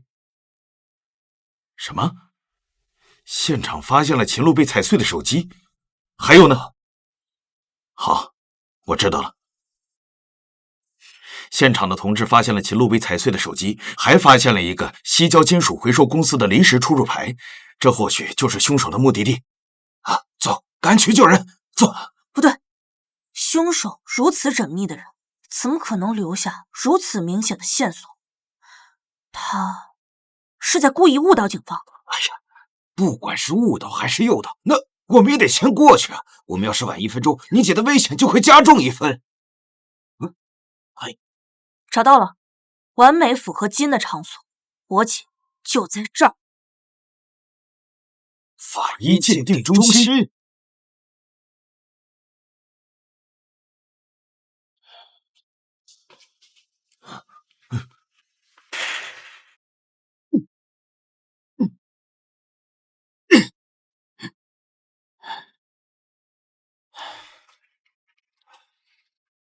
哎，小明，你确定你姐就在这儿吗？这也太慌了吧！她在这儿，我肯定。老王，小明什么时候判断错过？是救他亲姐姐的，他肯定比平时更准了。到了，就是这儿。那还等什么？赶紧进去救人呐！慢着，刘帅，你怎么也在这儿？我怎么不能在这儿？我听说你们一队不仅没有抓到连环杀人案的凶手，反而自己队的法医也被人家给捧走了。调度中心接到线索，说在西郊的金属厂，你们不去追查线索，跑来这个鸟不拉屎的法医鉴定中心是干什么呢？怎么，又是你们队的这个小法医的直觉？关你屁事儿！让开，别妨碍我们救人！救人？老王，你干刑侦也不少年了吧？这门上积的灰没有半斤，它也有8两，里边怎么可能会有人呢？秦璐现在生死未卜，每1分钟都很宝贵。你们不去救人，反而听信这个小孩的断言，在这浪费时间。小孩，本来你姐呢是有机会被救出来的，可是现在被你白白的在这浪费时间，怕是救不出来啊！你夏虫不可语冰，你要是在这里多啰嗦1秒，耽误我救我姐，我绝不会放过你。怎么回事？这小屁孩的眼神怎么突然这么瘆人？哼！哎呀，我好怕呀！老陈，你们队里这个小孩本事不大，脾气倒是不小，还威胁上我了。小屁孩，你跳起来能摸到我膝盖吗？还敢在这威胁我？杀人用无形的方式有很多种，动用武力是最低级、最愚蠢的一种。你想试试其他方式吗？小孩，就你这个年纪，屁大点字儿不识几个，知道什么是杀人于无形吗？真是天大的笑话！算了，我也不跟你这一个小孩在这争执，免得人家出去说我刘帅欺负一个小孩。我今天来就是要看看一队到底在搞什么名堂。你们不是说人就在里面吗？好啊，那我现在就推门进去看看。秦璐，你们一队的秦大法医究竟在不在里面？这门不能开。小明，你不是确定你姐就在这里面吗？哎呀，再耽误下去，你姐就会更危险了。是白灵，如果我没闻错，房间内部靠近门口的位置，很可能被凶手放满白磷粉，而这道门一旦我们贸然打开，会有大量氧气灌入房间内。哦，我知道了，氧气和白磷接触之后，就会立刻大面积四燃，甚至还会引起爆燃。到时候，整个房间很可能就会变成一片火海。装，继续装。一个屋子里装满了白磷，那凶手怎么出来呀？啊，他是会穿墙啊，还是会瞬移呀？依我看，这房间里根本就没有人。你在这儿故意拖延时间，不敢进去吧？这道主门是陷阱，凶手不可能把自己困死在里面。这房间一定有其他入口。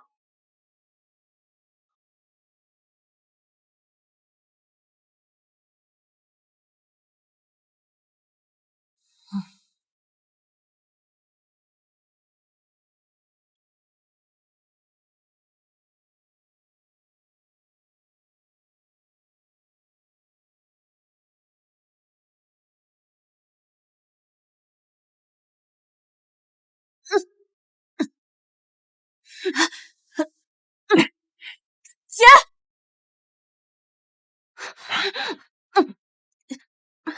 小明，小明，你别管了，这是陷阱，你们快走！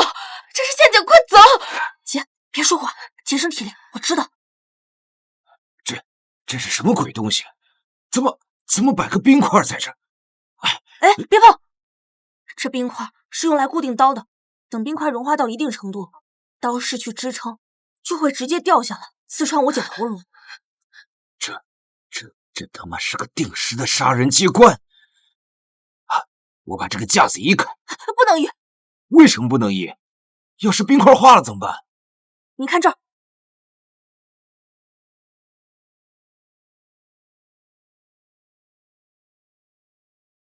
这架子是机关的一部分，一旦被移动，鱼线就会拉动，门口处的白磷粉落入高浓度酒精里就会……酒精和白磷，那岂不是会爆炸？这是凶手精心设置的局，只要我们急于救人，反而会触发团灭。所以这是一个双重触发式机关。如果刚才我们从外面破门而入，氧气涌入，引燃白磷，同样也会发生爆炸。小明，那下一步我们该怎么办？先救我姐出去，再处理这些东西。大叔，你先用衣服在刀子正下方兜着，万一有意外也能做个缓冲。好。小明，你们别管我了，你们快走，太危险了，快走啊！别动！姐，我们怎么可能抛下你不管？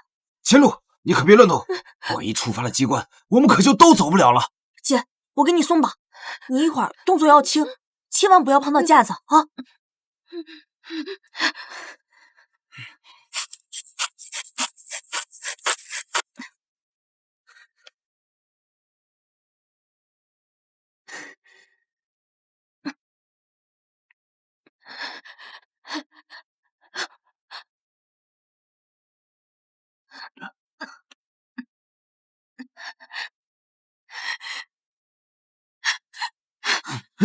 慢点，小明，你别管我了，你快走，这太危险了，快出去！姐，我是男子汉，我得保护你。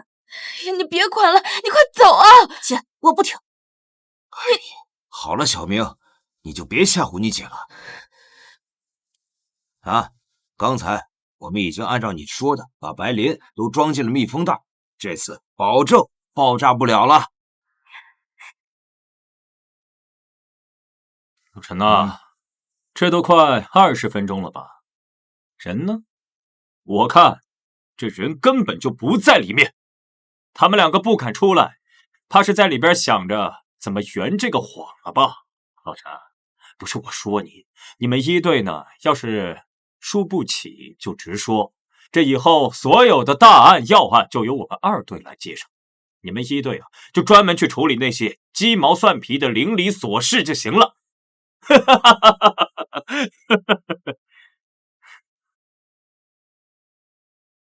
聒噪！原来男生也这么爱嚼舌根吗？一队永远是一队，但是刘队长，这你们2队以后看见我们是不是得绕着他走了呀？哎，这可是你自己亲口说的。青鹿，你真的在里边？是怎么让刘队失望了？偷王主任和小明的福，我活着出来。玉帝，你们两个还真是一个模子里刻出来的，都是一样的牙尖嘴利。王强，我告诉你，咱们的赌约可没完呢。咱们约定的是3天之内抓到连环杀人案的凶手，现在距离最后的期限只剩不到12个小时了。人呢？凶手呢？在哪儿呢？凶手，我早就知道是谁了。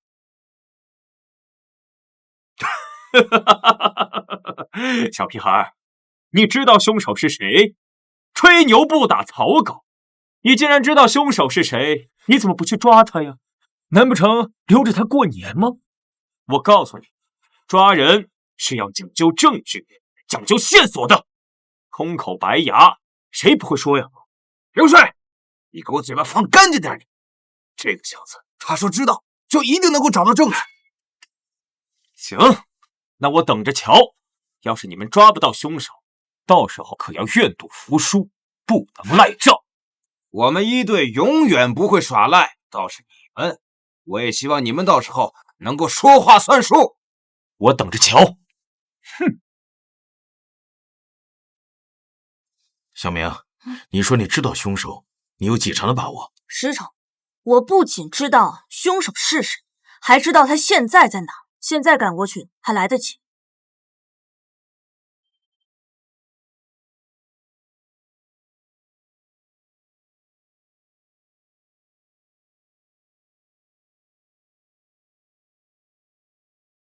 不许动！警察，我的计划到底还是被你发现了。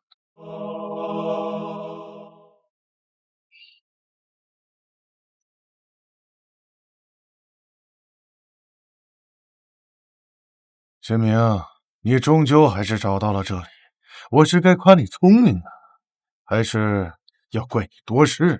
阻止你用他人的生命去完成自私的仪式，这难道不是理所应当？看来你参透了不少，说说看，你是怎么找到你姐姐并救下的？我设计的金理论上万无一失，只要时间一到，她死，我的金计完成，五行闭环的能量就能达到圆满了。五行中的金对应西方，姐姐是法医，手术刀是她最熟悉的金属工具，也是她信仰的起点。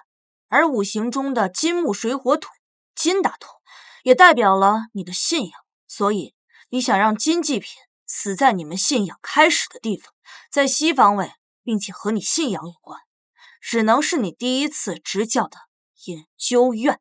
至于你的机关，确实很有算计，一般人也难以破解，但你算漏了一个变量。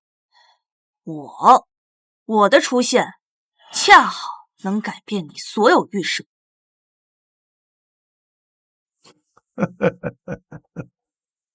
精彩！小小年纪观察的挺细致，还能揣摩人性。不过你的出现的确改变了我的计划，包括现在，你是怎么知道我会回到这里完成最终仪式的？五行闭关理论，金木水火土相生相克，循环不息。你从土开始，历经木水火金，金结束，所以你必须要在这里亲眼看着循环闭合，完成最终仪式。你确实很厉害，没想到我败在了一个8岁小孩的手。不过也罢，仪式没有完成，一切都该结束。小子，你的这份敏锐执着，包括不肯放过一丝黑暗的韧性，很像我曾经的一个徒弟。你徒弟要是知道你变成如今这番模样，会怎么想？郭启元教授。郭教授，小明，你在说什么呢？没想到我的身份早就被你看破。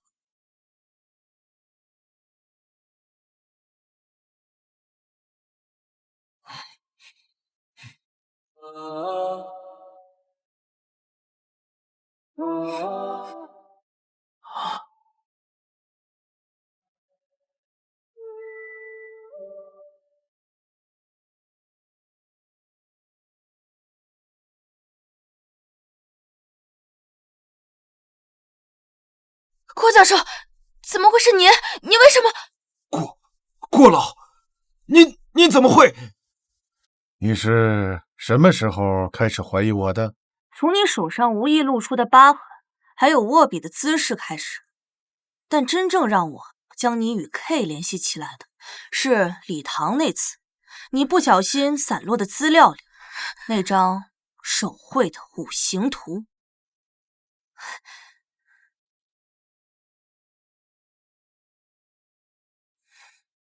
我这道疤用仿生皮遮了快半年，自认为天衣无缝，没想到百密一疏。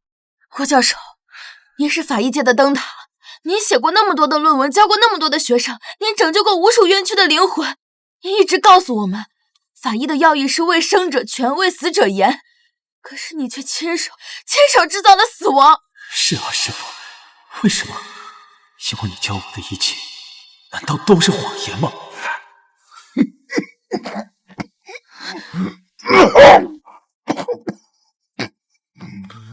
为什么？因为我拯救了很多人的生命，却拯救不了我自己。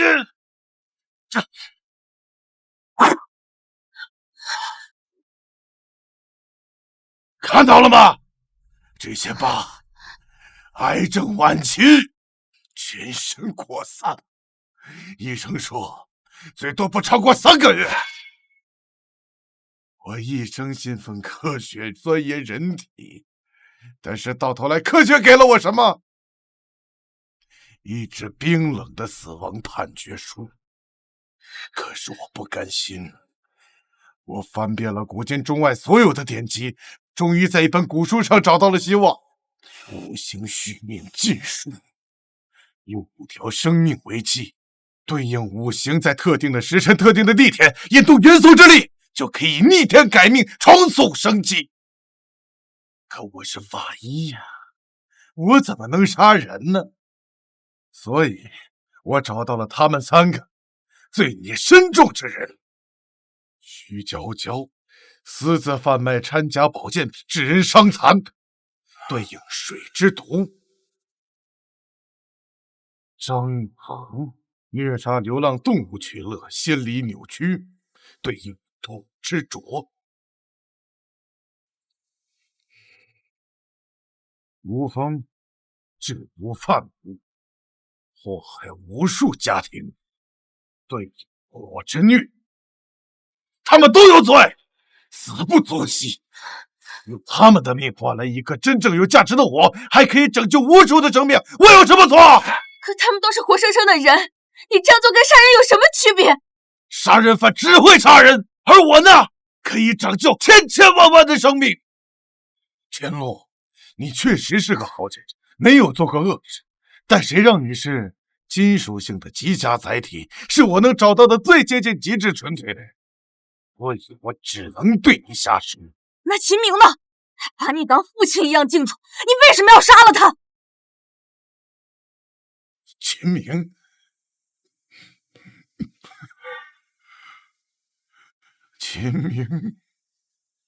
秦明是我最优秀的学生，就像我的孩子，太聪明，太敏锐，太正直。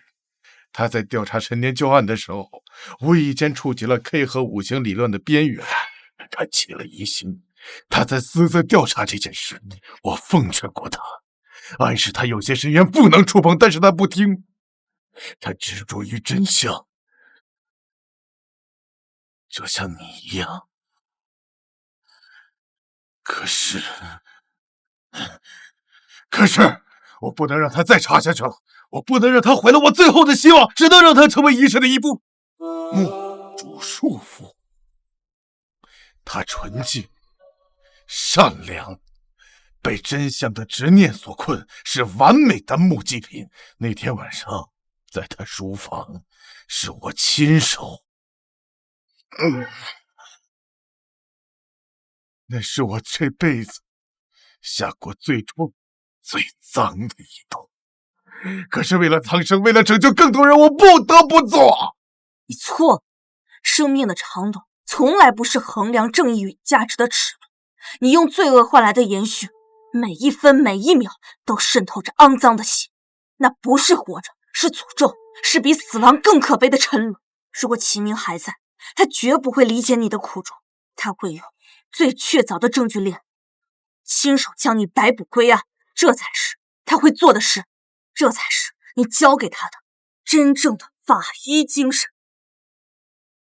像，太像。说话的语气，看问题的角度，就连这股倔强，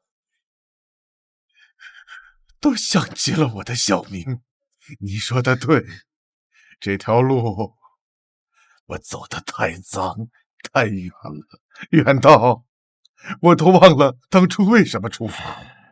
我对不起很多人，最对不起的就是秦明，是我夺走了他的一切，包括未来。金晨，以这种方式活着是罪，那就让我亲自给他道歉吧。不要！住手！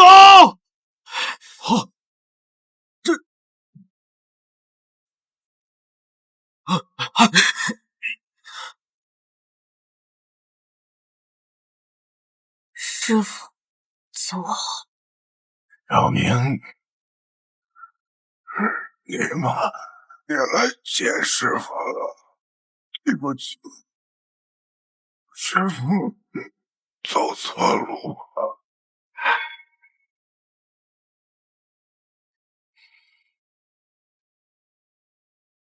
陈默呀，这次连环杀人案能这么快告破，你和你的一队功不可没。局里决定为你们请功。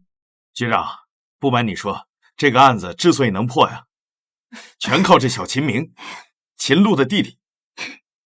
从徐娇娇案的开始，到最终锁定了郭教授，每一个重要的环节都少不了他的洞察和推理。哦，早有耳闻，咱们局里来了一位小法医奇才，没想到年龄这么小，本事这么大，真是英雄出少年呐！那可不，这破案呢，靠的不是年纪，靠的是脑子。可是这个有些人呢，就是眼睛长到了头顶上，哎，现在打赌输了，这以后再看见我们，是不是得绕着道走啊？好啊，既然有功啊，就该奖赏。秦明小朋友，我以市局的名义决定授予你荣誉小法医顾问称号。小明，你真是太棒了！爸爸妈妈的在天之灵也一定会为你骄傲的。